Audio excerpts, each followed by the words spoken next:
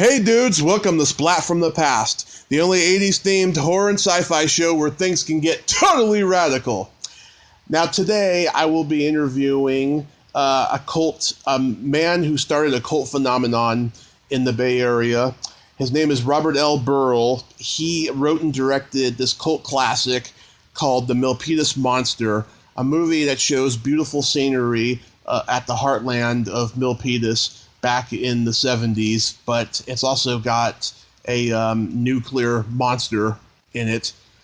I think he's a nuclear. I never. It's the jury's still out on it, but he's a monster nevertheless. And I'm going to have him on the show today, and we're going to talk about the cult phenomenon of that movie and talk about the impact it's had.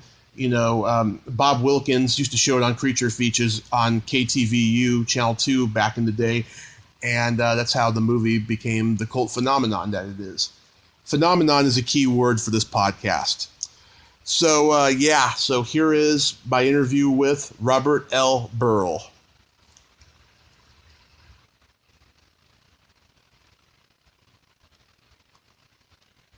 Hi, Robert. Hey, Tommy. Kovac, how are you? I'm great. How are you, sir? Okay.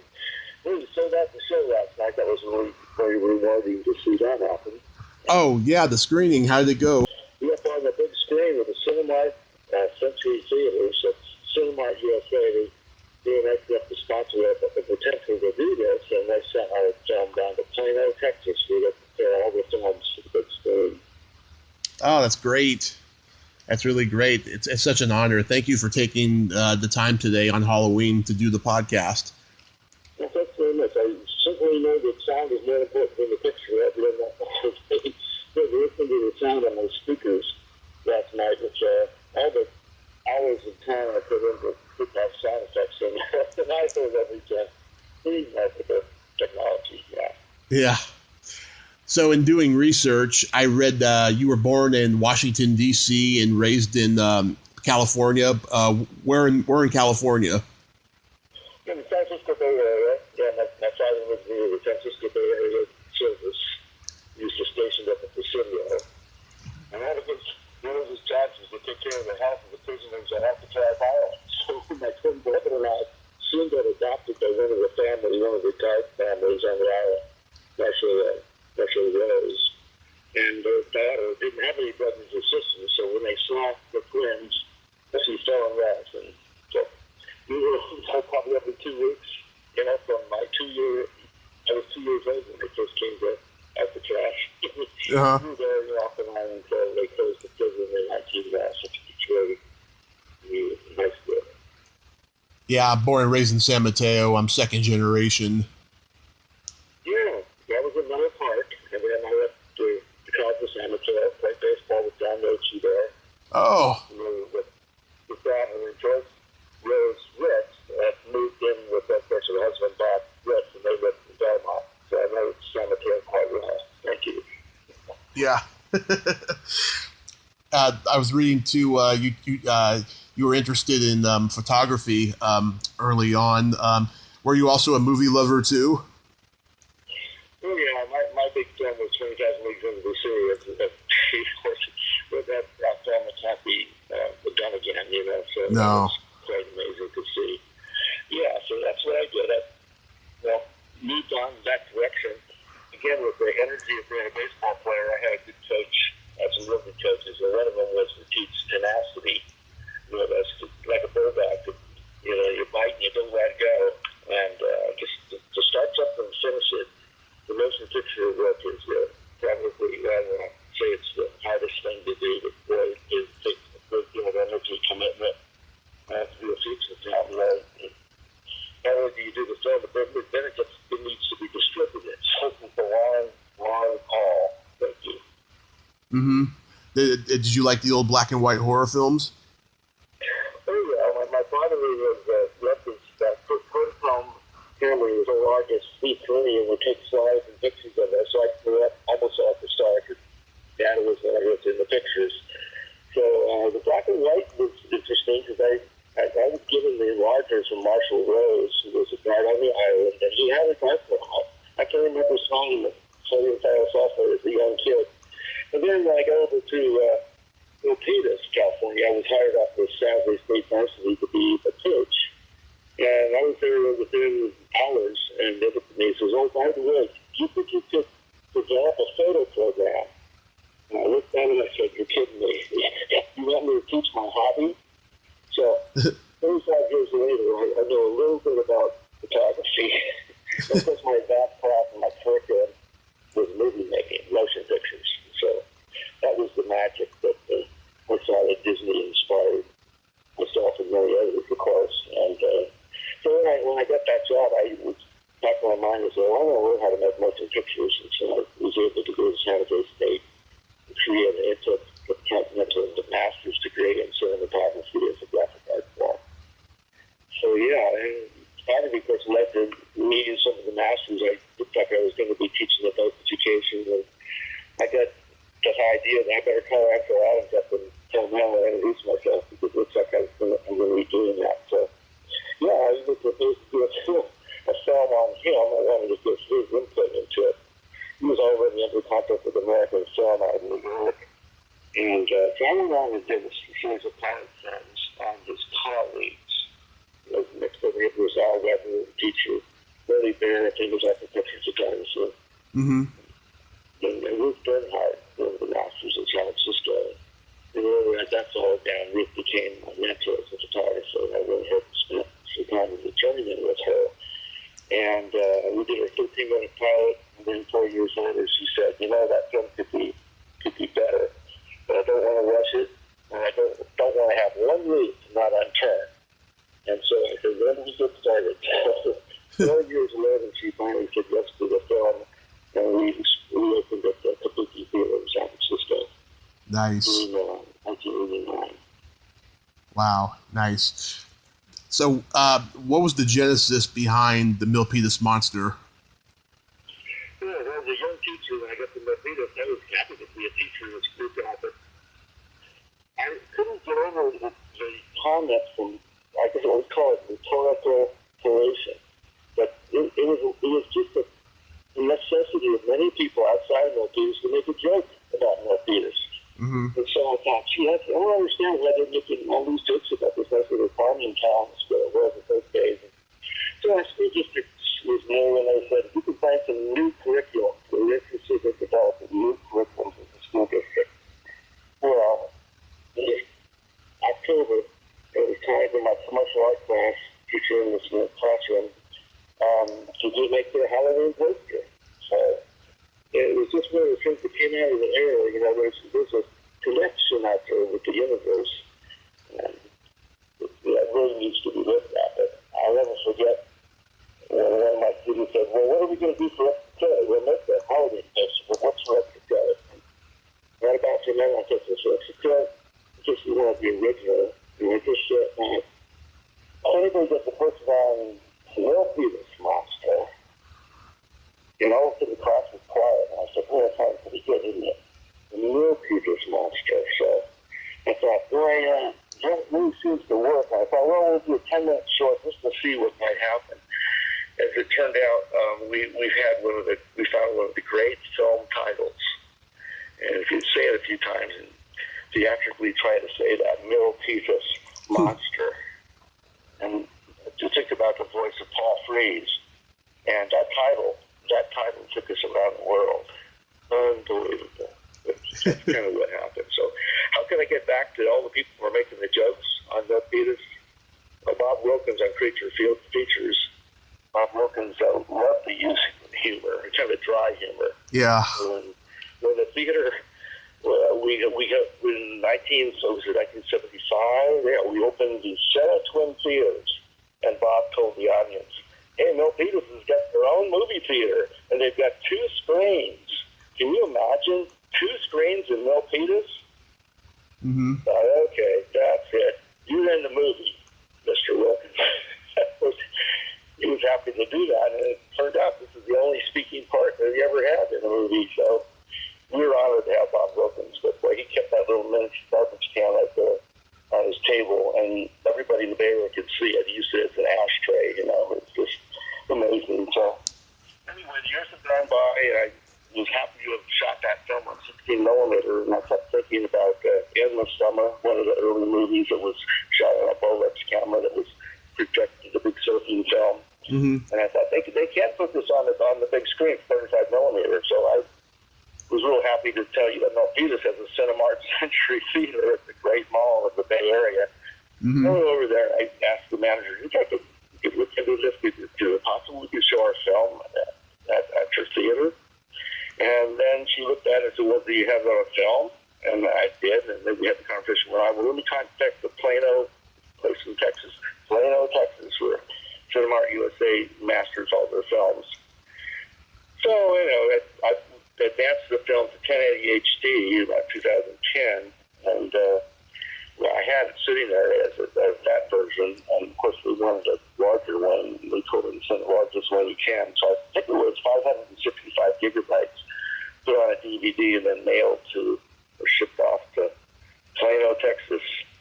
We had it for about 3 months and put it through the process. They make something called the DCP, Digital Cinema Presentation Packet or folder. It's literally a hard drive that you take to the new projectors, Mm-hmm. and they digest the film right into it. It's a computer projector.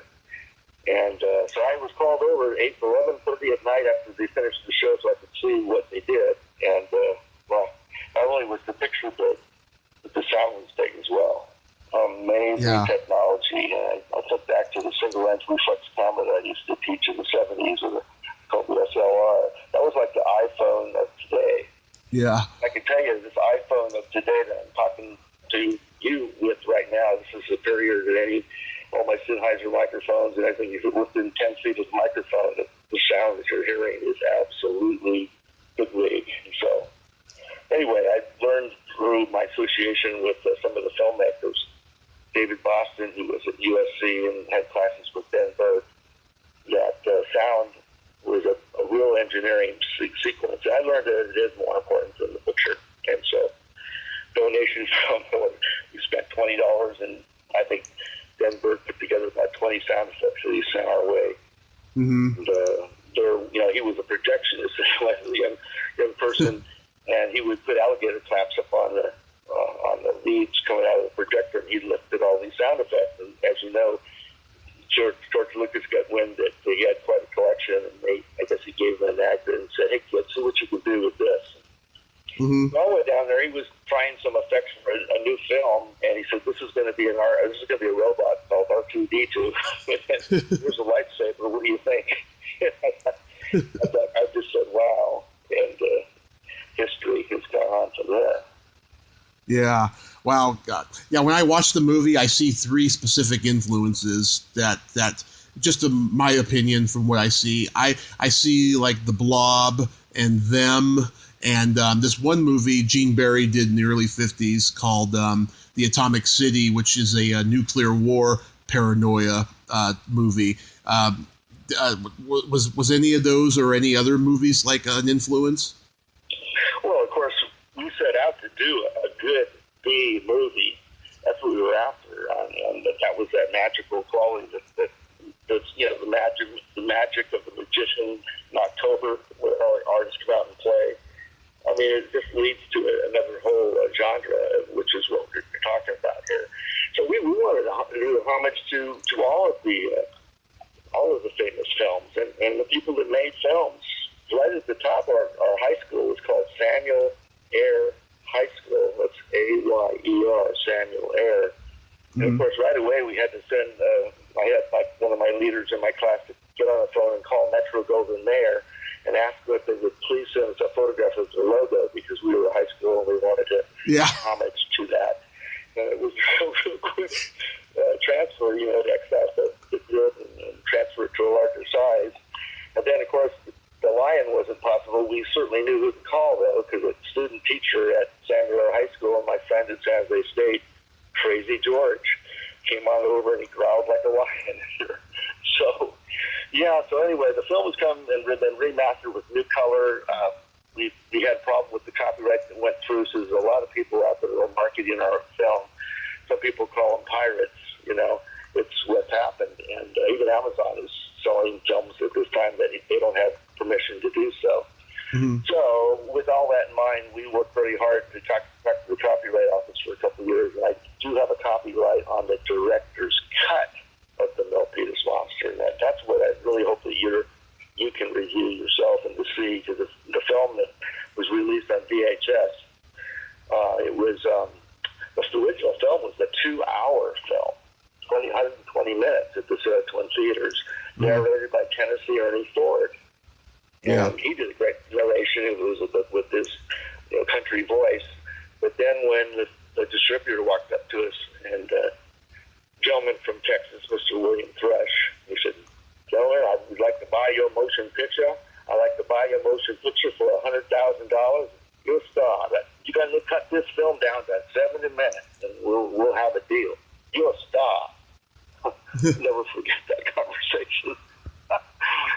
So I didn't have any releases from the people or the property releases you need, and so we got to a lawyer and we went through that grind, and of course we started cutting the film down, and we got to 80 minutes, but because of the lack of time, because of the time it took to get all the releases from everybody, the gentleman dropped his bid, and the film literally sat there for a couple of years as we pondered through how we're going to sell a film, and the school district didn't know how to do that, so that was part of the problem.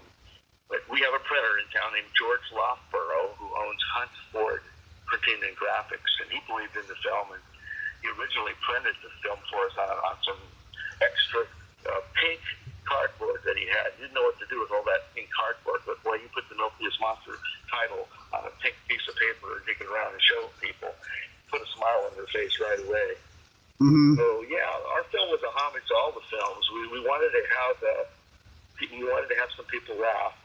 I think Abbott and Costello meeting the werewolf and the Frankenstein and all that is probably one of the best analogies that kept coming to my mind. I wanted that humor, and I think we end up with a film where people aren't sure they should laugh or not in a few places because we're talking about a serious subject that mankind needs to deal with. We turned it all around by bringing a monster into town that steals garbage cans.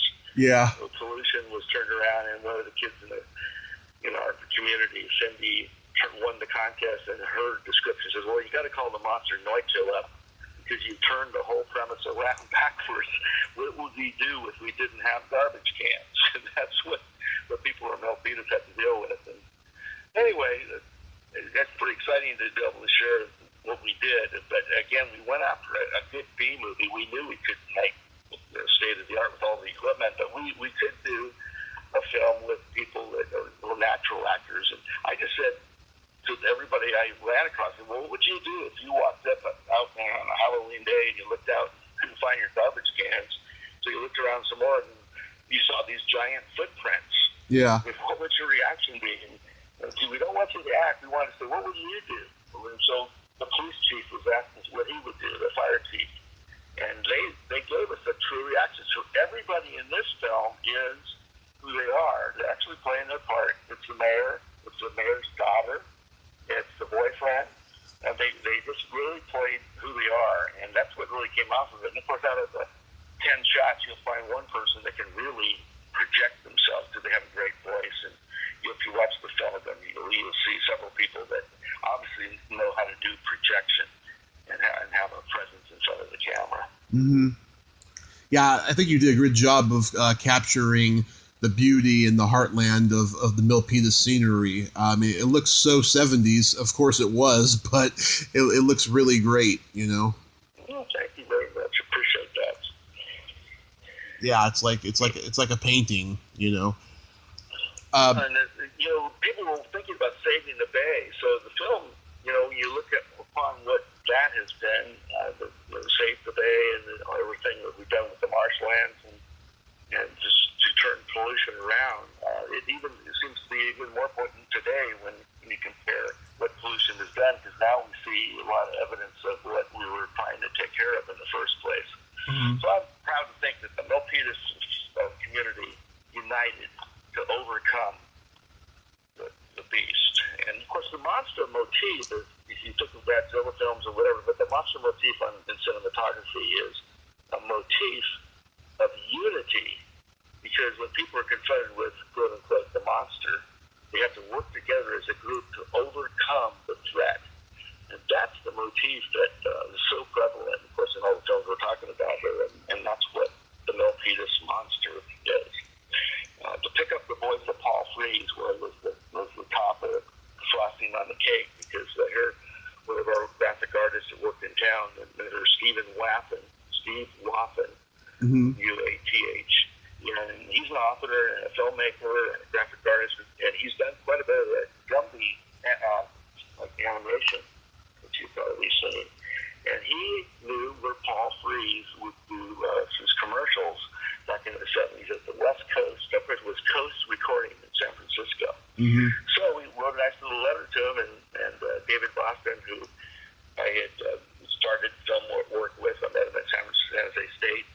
And I went off to be a teacher. He went down to USC to get to know some of the screenwriters. And there he was in a class with Dan Burke doing films. And it all was connected that way. So, to get Paul Frees, in the DVD extras, you'll have to watch that, because I've left that all in. And Paul Frees comes on with his great voice as Gentleman of Saturday of Golden Era. I want to thank you very much for this opportunity to do your screenplay. I've read the screenplay, and I think it's written very well. So I'm going to give you a version that's fast and slow, and you'll learn how to pick and choose. And if you need anything else, be sure to give me a call. So, for any major that wants to be a radio, go into radio, they need to listen to that. So the entire recording has been listed under the DVD extra, Hollywood's Greatest Voice. I was curious, what company distributed the movie on VHS? Well, let's see. That was handed over to Hunter Printing, and they actually went through many companies. So you have to look at the DVD. It's a good question. What's a pretty prominent one that's selling DVD? I don't know if you remember, there were a lot of mom and pop video stores that started to open at the same time. So a lot of people were picking that up, and I'm happy to walk over and pick up the video with that and answer your question. But anyway, that was done. It went out to the United States predominantly, and then there were sales in packages where they put several films, 5 or 6 films together, and sell them that way to the major companies in the United States. It was about a year later that it did go out of the country to Australia and Canada and even Germany. So it was amazing. Then they were able to collect different video jackets that each company, each country had.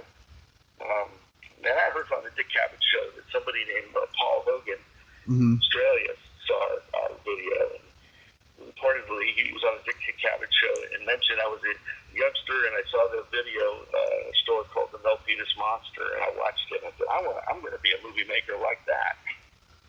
Anyway, I've got to catch up with Paul Hogan to see if he remembers that, but obviously that happened. That film literally went viral, it was when it first came out. The San Francisco Chronicle picked it up, and Gazette Mercury, and of course they have sister connections with other newspapers. And so for that magical day, May 21st, 1976, the film was literally on front page papers all across the country. And we almost got it on the Johnny Carson show because our principal was at school, in the same school that Johnny Carson did. And the letter was written, but again, because the lawyers were holding everything up, that never quite transpired. Mm-hmm. So it's quite a tale to tell.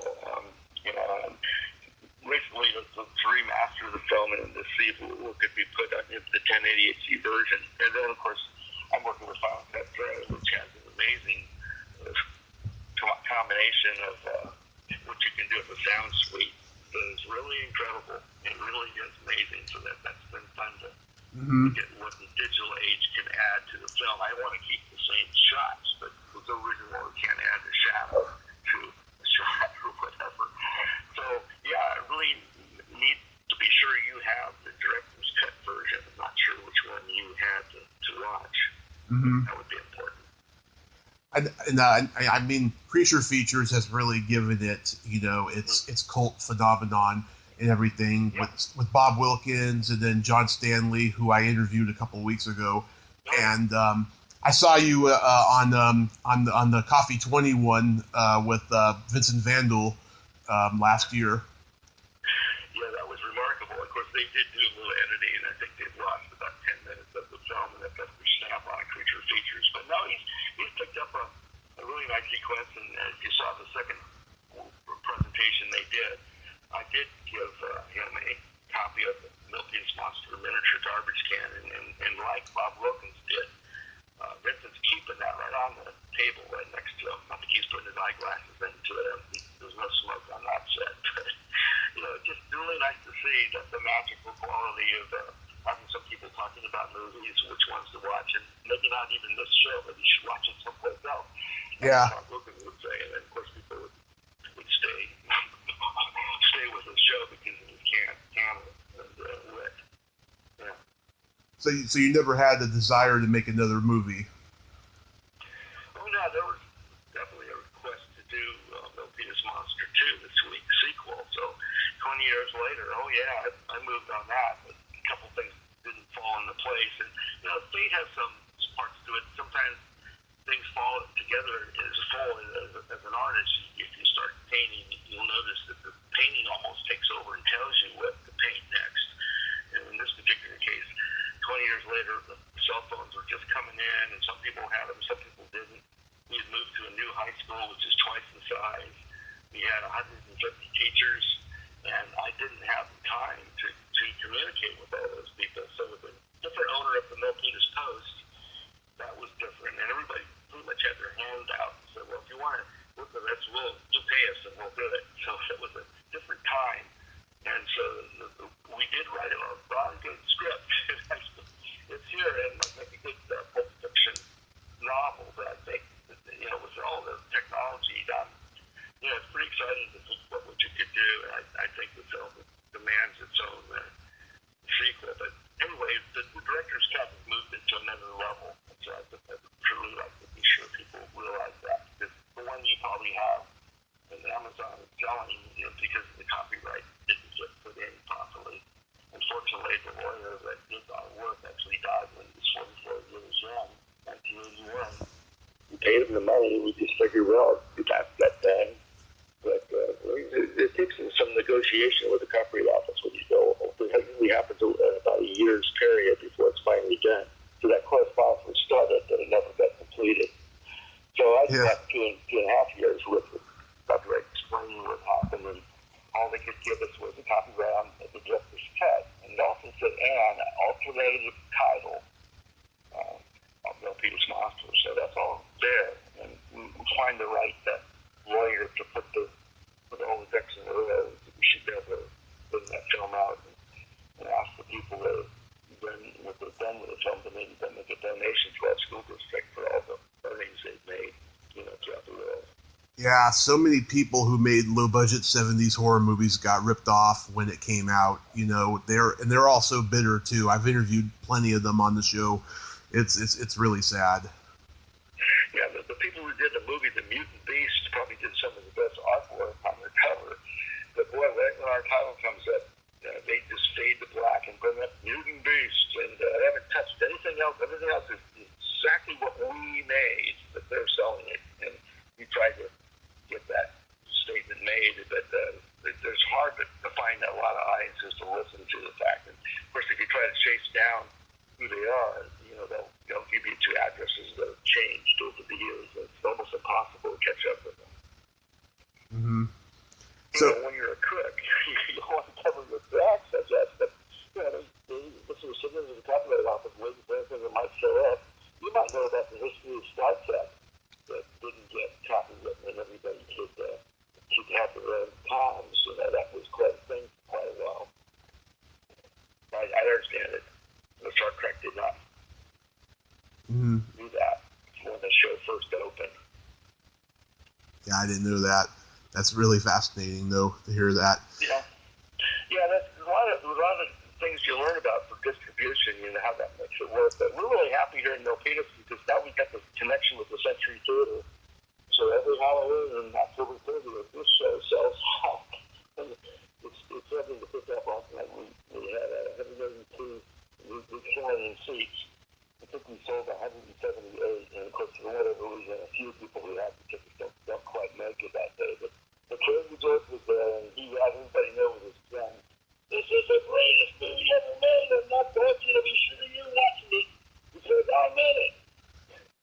He's been a good friend, and I told him last night, I said, there might be some possibilities here that some insert editing can be done. So we're not done with you yet. So just keep that in mind, and we'll keep you in touch on how those tests come out. To make insert editing we can bring to the audience in. So we're happy to show it to the Milpitas Unified School District and everybody in town, and of course we could probably put in the student body president and the lead students and then the current mayor and have a film that everybody's going to want to come see because they're in it. So, and that's what we'd like to do. And I've got to get the children of Bob Wilkins to come on up and see it. We're going to have this annual show going there, and a lot of people already have plans for the night before Halloween. But we're the sky's the limit for what we can do. That was how the film was made in the first place. So educators said, through education, anything's possible. The sky's the limit. Yes. And as a young teacher, I remembered that. I agree. Is there any more screenings in the future that you have coming up? Well, with a little bit more work on now, I've looked into the fact that Cinema Century theaters are located all over, and I know we find one in Sacramento where Bob Wilkins started. So we're looking into that possibility that with the DCP version that we can take the film to different theaters. October the 30th in Milpitas is just locked in right now, so you can count on that. So hopefully maybe I'll see you guys there next year in 2019. But 8 years from now we'll be celebrating not 1976 bicentennial, but the 250 years of America, and we'll be the only town that's celebrating with a time traveler blast from the past from 1976. And we felt that we did it with the spirit of 1976. That was part of the Unified effort. Come see the citizens of Milpitas unite and overcome Noitchulap. And I'll say that slowly. Noitchulap. Spell it, write it, and then do it in reverse. Noitchulap. And you will see the name of our monster is. I wish nobody had more fun than I did making this film. I just became a high school kid, enjoying them, and then the best part was I knew that a lot of the kids were smarter than I was, and they became my teachers. And anybody who's been a teacher a number of years, they can tell you that teaching is learning from your students. Mm-hmm. Yeah. Wow. It took like 3 years to make too, right? Well, it was 4 years. I say 1972 we found the title, and then we worked on that, and we found the title put smiles on everybody's faces. When my adult education class came in the evenings, they would look over and see the models that were being built. Thanks to the help of photography, we made beautiful models, and they kept very interested, and before I knew it, they became the Booster Club, selling little buttons for $1 a piece. And we had several editions, and that was a fundraiser that got us the way to pay for the 16mm film. And it just kept growing, and Tennessee Ford said he'd do it, and it's something that figured, with just a few more pickups for the film and increasing, we could make this instead of a 30-minute film, it could be a feature film. So with that was in mind, and then we finished most of it in 1975. We had more editing to be done, and so Mr. Joe House, who was the vice principal of our school, Joe House, he's also the mayor, by the way. Yeah. So he's in the film. They thought it would be best if we took the time to bring it out prior to graduation. So he put May 21st, 1976. Nice. And that's where our Congressman Don Edwards stepped up to the plate and wrote us into the congressional record in Washington, D.C. October the 1st. And he celebrated the effort that the citizens of Milpitas did. He said, Milpitas Monster puts Milpitas on the map. So that was quite a thrill to see that. All that's in the DVD extras, and that's the story I worked really hard with. I felt then the film that's complete would have those extras that people can see behind the scenes, which I think sometimes is more interesting than the movie sometimes in some cases. Yeah, I totally agree. Is anybody in the movie like acting anymore? Well, see, Doug Higdal was the only actor. He did some stage play work in the Bay Area, South Bay, did theater, and he kind of came over to volunteer his services there. He had the costume. It was black, and looking back upon it, I think we probably should have put a lot more dust onto his clothes, and his gray would have been a better color, but that's what happened to that. Other people who went on to it, I know that Marmalade Gibbons, and then showing her Marmalade Gibbons, she was the youngster that obviously had some talent, and this guy could scream, that they raised. We gave very well a run for money when you listen to Marmalade do the stream and the Milpitas Monster dance scene. But she left to Santa Fe and lived with a group of actors, and then they were just New York to a every time. But she did that. She still did some stuff for the stage wellness. Nice. On that way until the kids went on to work in Hollywood. One of the Galdies, Brett Galdi, was down in Hollywood, has a nice house, and my mother told me that he's doing work for the Hollywood City. He was all part of the group. Of course, our high school was a smaller one. It only had 1,100 kids at that time. Mm-hmm. And so the kids would come to my first grade class, and also that was my prep. I worked with the ASD president just decided, and another person decided, well, when you do second period at the film class, you get the most out of the day. And of course, that was done, and then the kids who were in that class would go off to the other classes. Mm-hmm. And the other classes might be the English department working on the script, or it could be the wood shop. They were working on some of the props. And so a lot of kids would be able to come on back to my classroom and quietly work on the other side of the room and what they started in today. So that's what I had for all throughout the day. And that was 2 years of production-wise. I had to develop the idea and had the story, and that was a year to get things rolling and the money to make that happen. And then in 75, we pretty much had the film in the can, as you'd say, and then the editing practice was next. Nice. Yeah, I wish I would have been able to attend the screening last night, but I live all the way in Reading now.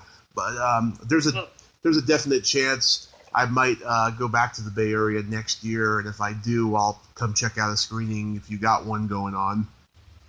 Yeah, well, so I'll get your mailing address. I'd really like you to be sure you have this DVD I've described. It's a 2-part DVD, and last night I sold for $20 for the event price. Mm-hmm. $40 on milpitasmonster.com website. But I'd like you to be sure that I'd like to thank you for this interview, and for you to be sure you see what I've described, hopefully, narration, and the film sold internationally.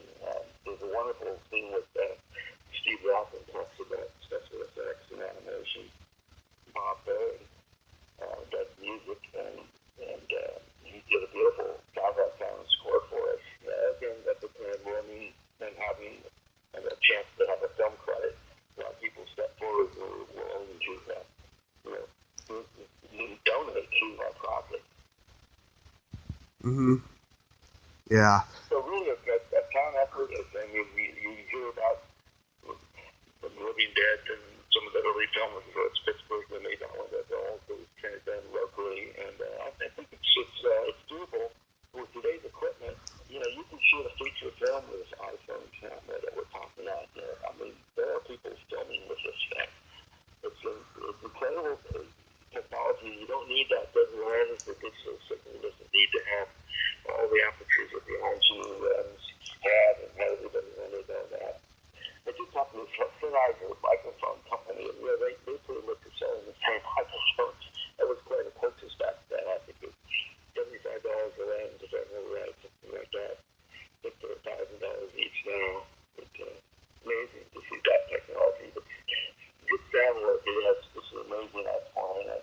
I learned the hard way of how difficult that was. I did have everything wrong when I first learned it, and then started to realize how important the sound is. Yeah, you did a damn good job, I have to say, Robert, and I thank you so much. It's been an honor. God bless you. Happy holidays, and hopefully we'll meet someday at a screening. Don't forget, we get the trick-or-treating tonight. It's a what? We get the trick-and-treat tonight, Oh, yes, trick-or-treat. Trick-or-treat, you got to ask them, show me your trick. Then I'll consider the treat. And of course, if they don't do anything, you just say, well, give them something, they have the right to throw an egg at your house, right? So, Yeah. I just wanted you to be safe and realize that the magic is out there, especially in October when the leaves start to turn their colors. It's time to get those crayons out and to make your own poster for your own movie. Mm-hmm. Good time doing it. Absolutely. Thank you, Robert, and have yourself a great day. I'm talking with you, Tony. Thank you very much. Thank you. Bye. Bye-bye. Well, there you have it. Robert L. Burrill. Ain't he a cool dude? Thank you so much, Robert. It was great hearing about the cult phenomenon that is your film, The Milpitas Monster, and everyone should check out the DVD or watch it on your local Creature Features, especially if it plays in the Bay Area. If you like this video, everyone, please subscribe to my YouTube channel, add me as a friend on Facebook, join my Tommy Kovac comedian page on Facebook, follow me on Twitter and Instagram, and all that fun stuff. Well, that's all time we have this week on Splat from the Past. Until next time, this is Tommy Throwback Kovac saying, there's no shame in living in the past, because the present sucks. Later, dudes!